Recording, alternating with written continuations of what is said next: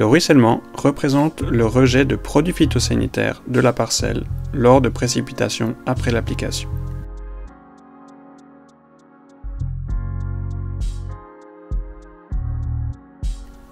En cas de forte pluie, cela peut représenter une voie d'entrée importante de pesticides dans les eaux de surface.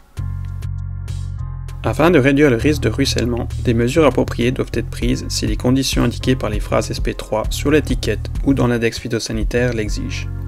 Ce principe s'implique indépendamment des règles paires pour toutes les parcelles dont la pente est supérieure à 2% et se situe à moins de 100 mètres des eaux de surface. L'Office fédéral de l'agriculture a défini différentes mesures pouvant être mises en œuvre pour obtenir des points de réduction du risque de ruissellement. En combinant plusieurs mesures, on peut cumuler les points nécessaires pour pouvoir utiliser certains produits. Des restrictions respectives, phrase SP3, se trouvent sur les étiquettes et les fiches techniques des produits phytosanitaires, dans l'index des produits phytosanitaires de l'OFAG.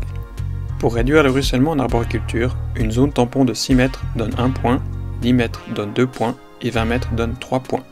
Le traitement de seulement 50% de la surface avec des herbicides octroie 1 point de réduction. Un système de terrasse plate ainsi que l'enherbement entre les rangs donne droit à 2 points. L'enherbement complet, y compris le cavaillon et les tournières, octroie 3 points.